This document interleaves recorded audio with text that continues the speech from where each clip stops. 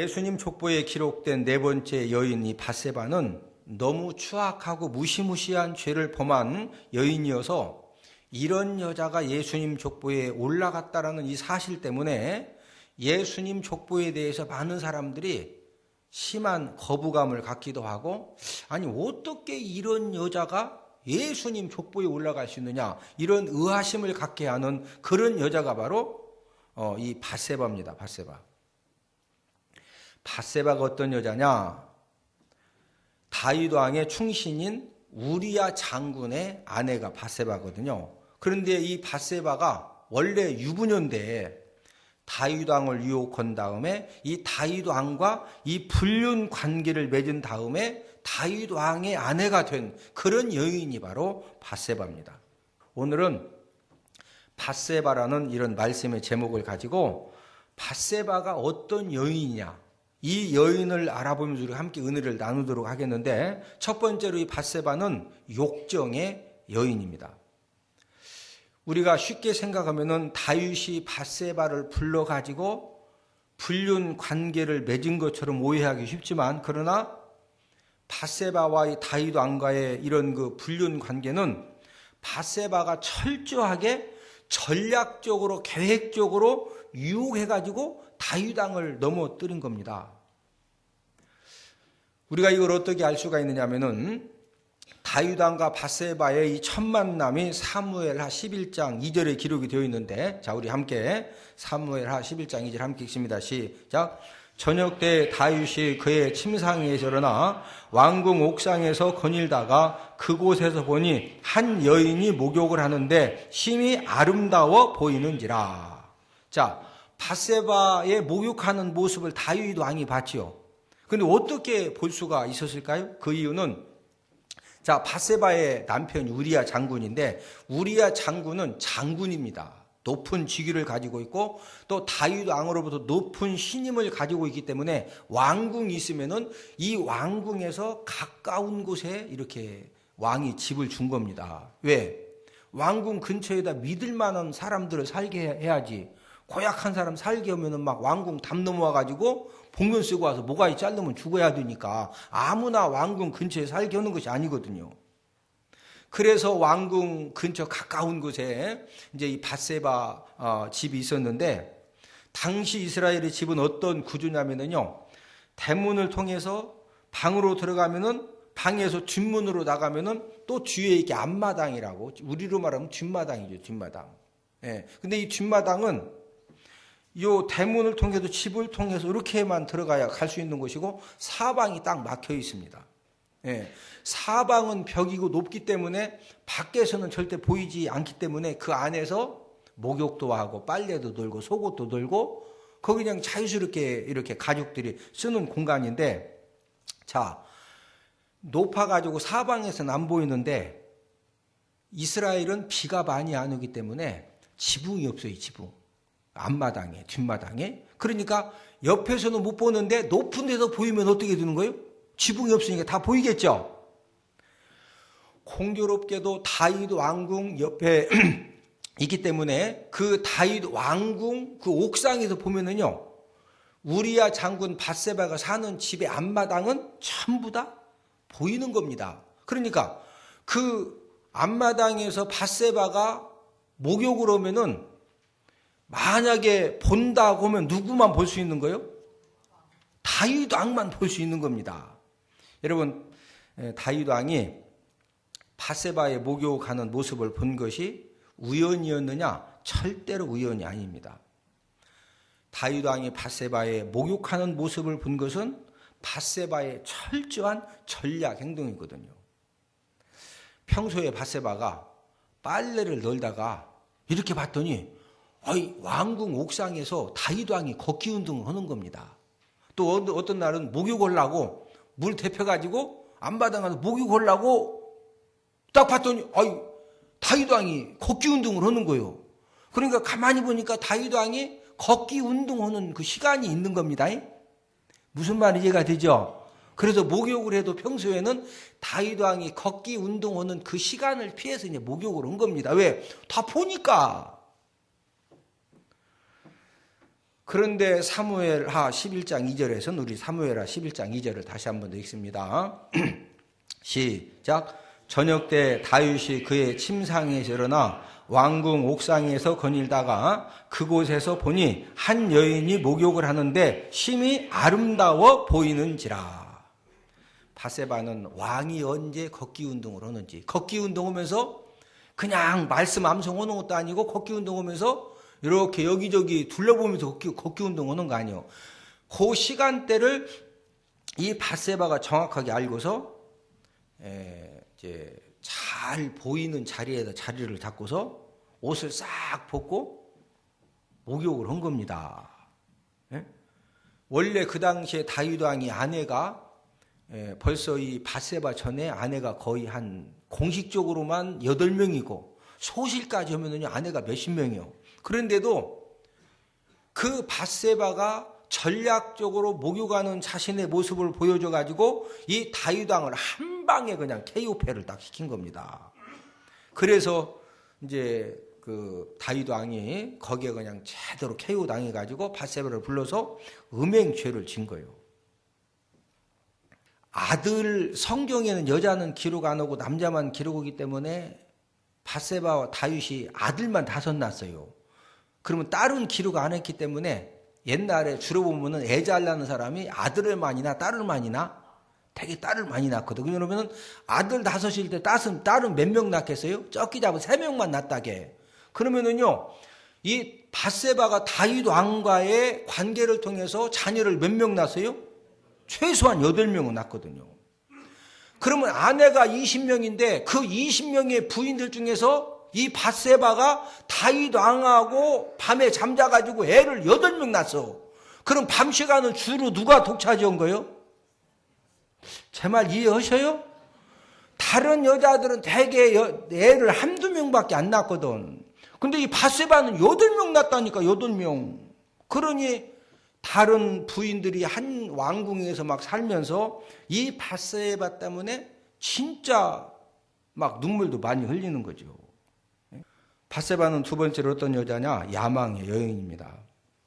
열왕기상 1장에 보면은 바세바는 아들 솔로몬을 왕이 되게 했는데 어떻게 해서 왕이 되었느냐면요. 다윗 왕이 죽으면은 왕이 될 첫 번째 왕이 계승 서열 1위가 아도니아인데 이 아도니아가 반역을 일으켜 가지고 본인 스스로 왕이 딱 된 겁니다.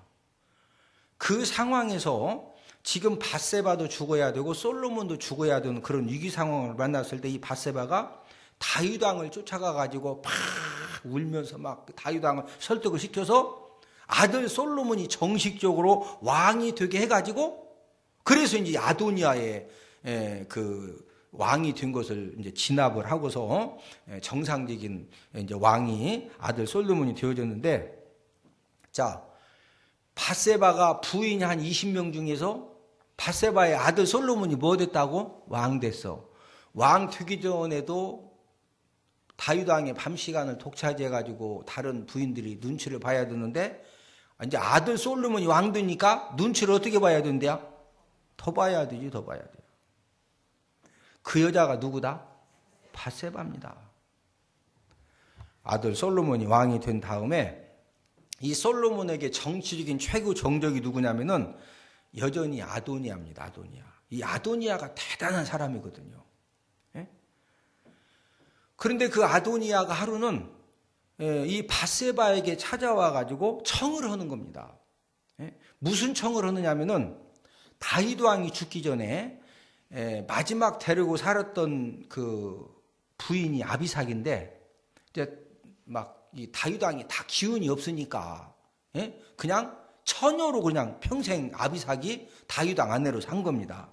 그러니까 이제 아버지가 죽고 났는데 아비삭이 너무 이쁘니까 아도니아가 그 아버지의 마지막 부인 아비삭을 아내로 삼게 해달라 이런 청을 하러 아도니아가 이제 바세바에게 온 거예요. 단순하게 생각하면은 아도니아가 아버지의 마지막 아내 아비삭을 사랑했기 때문에 사랑하는 여인을 달라고 청을 한 것이고, 이걸 정치적으로 해석하면은요, 이것은 무서운 반역입니다.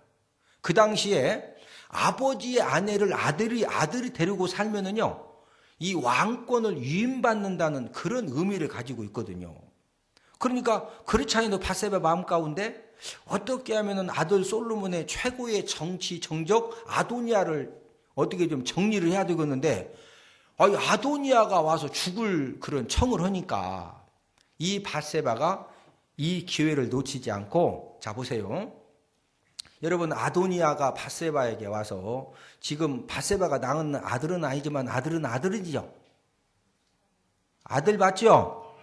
그러면 이 아도니아가 지금 솔로몬 왕에게 청을 하는 것은 한 번에 모가지가 잘라질 청이거든요. 그러면 이제 밧세바가 진짜 아도니아를 사랑하면은, 아들, 그건 지금 왕권 찬탈 행위다. 에? 그 말하면 솔로몬 왕이 우리 아들 모가지 그냥 잘라. 어디 그런 입 밖에도 내지 말라고. 에? 다윗 왕의 아들이 아내로 데리고 산다는 것은 왕위를 계승한다는 의미가 있기 때문에 아도니 아들 모가지 잘라줘. 그런 말 하는 거 아니요. 혹여서 혼낸 다음에 보내야 되는데, 밧세바는 흑심을 딱 품었거든요. 야, 정말로 좋은 기회구나.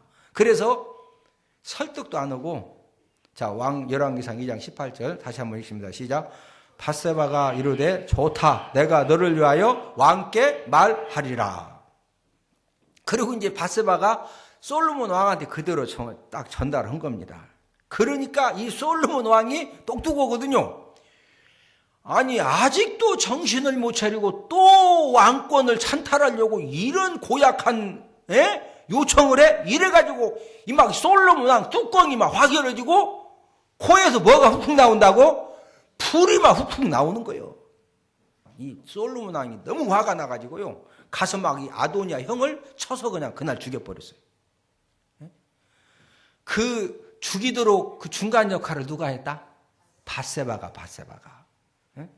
이렇게 해서 아들 솔로몬의 이 정치적인 최고의 정적 아도니아의 이 화근을 아주 이 발본 세곤을 해준 여자가 누구다?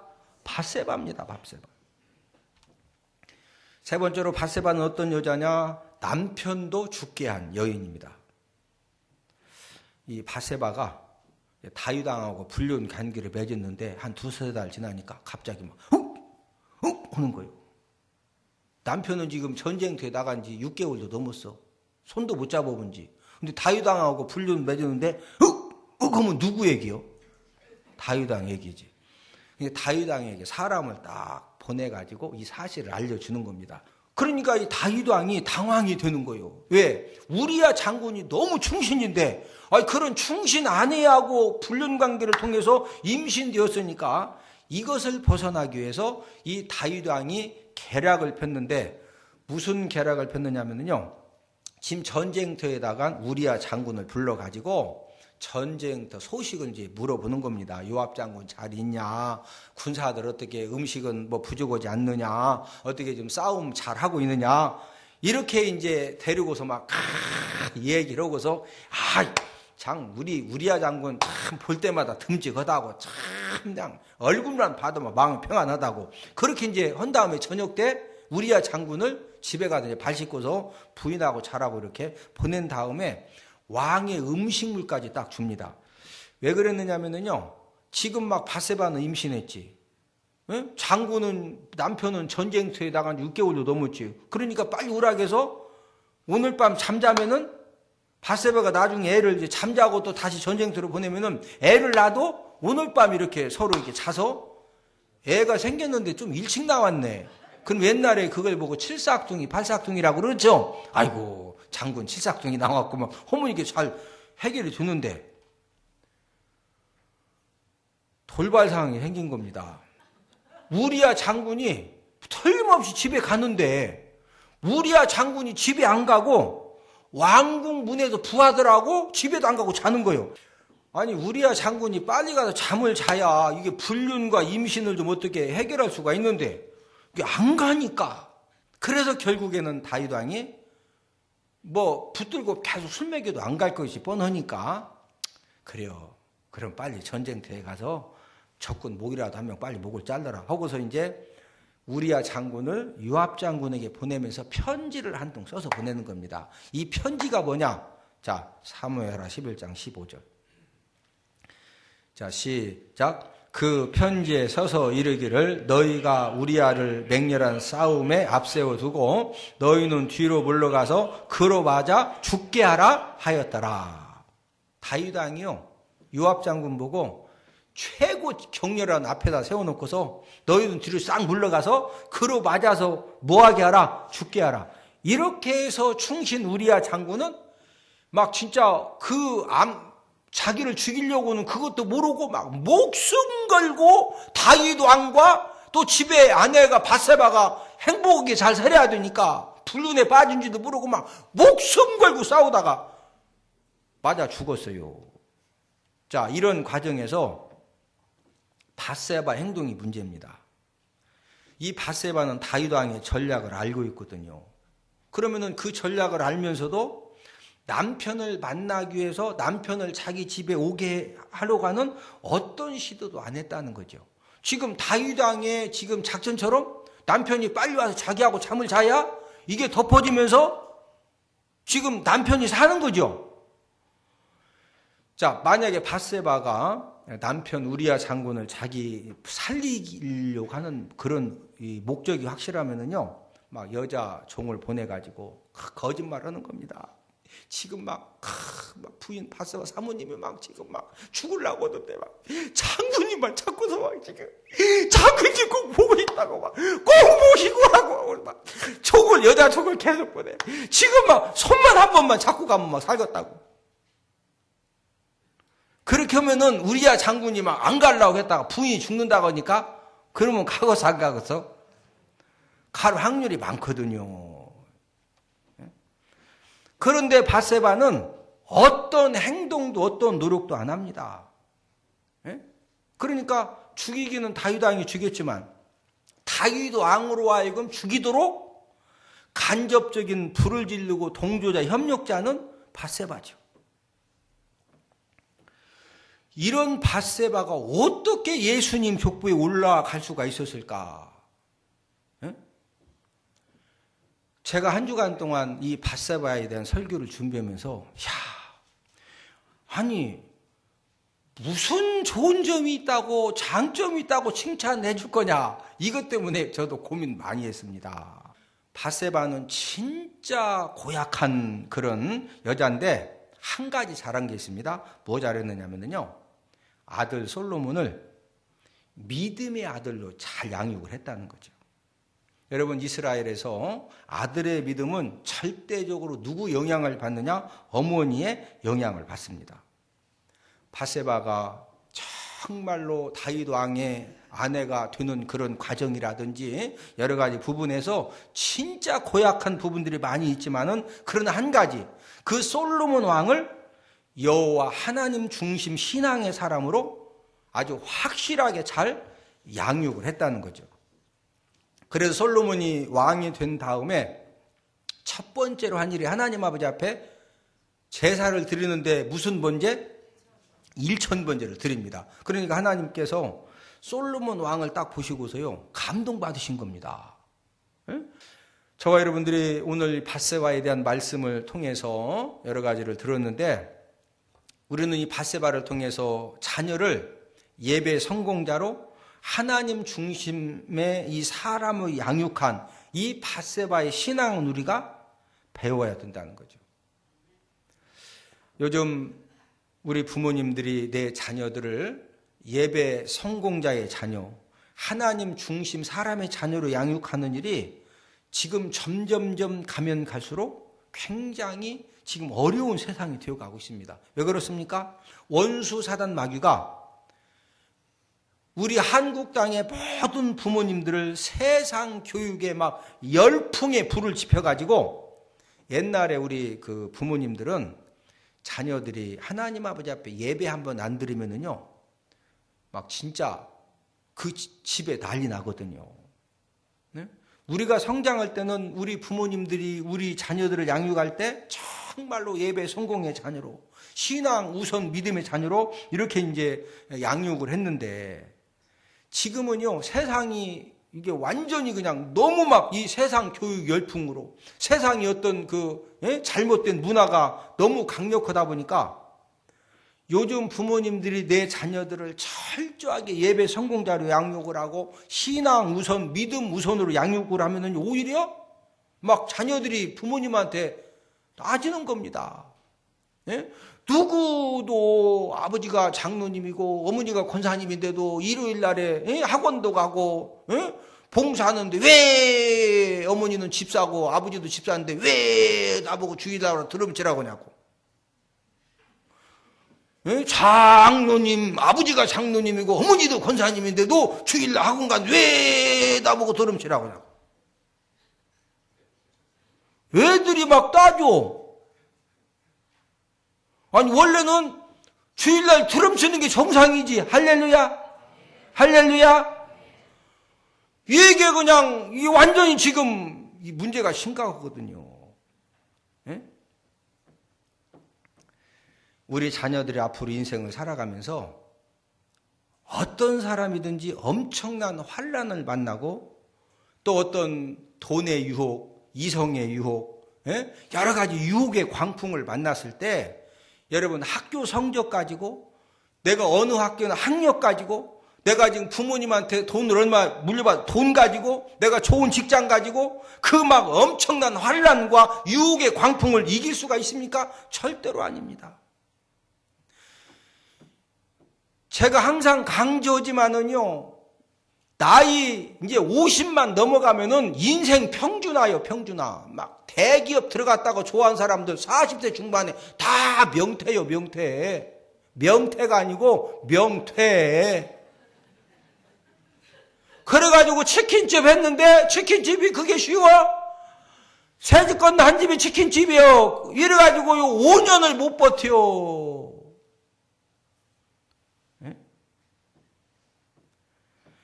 우리 자녀들이 앞으로 인생을 살아가면서 어떤 불경기가 오고 어떤 막 환난과 어려움이 와도 하나님 아버지를 절대적으로 의지하는 그런 신앙과 믿음만 있으면은요, 어떤 환난과 어려움 가운데서도 우리 자녀들이 이깁니다. 우뚝 섭니다. 내 자녀들을 하나님의 선물로 주셨을 때 내 자녀들을 내가 다른 것은 몰라도 예배 성공자로 키워야 된다. 신앙 우선, 믿음 우선의 자녀로 키워서 어떤 인생의 환난과 유혹의 광풍을 만나도 하나님 아버지를 신뢰하고 의지하는 그 믿음과 신앙 가지고 이 세상을 넉넉히 이겨나갈 수 있도록 내가 이런 자녀로 양육해야 된다. 이런 신앙의 장점을 저와 여러분들도 꼭 갖추기를 주님의 이름으로 축복을 드립니다. 우리 다 함께 기도드리겠습니다.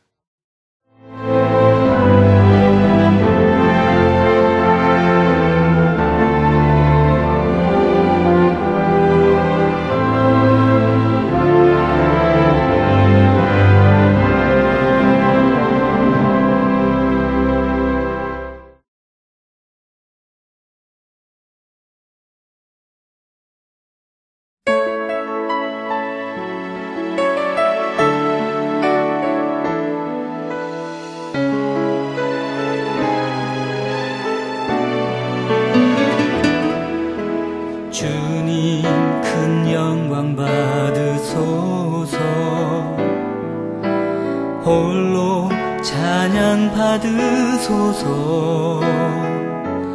모든 이름 위에 뛰어난 그 이름, 온 땅과 하늘이 다 찬양해. 겸손하게 우리 무릎 꿇고 주 이름 앞에 영광 돌리세.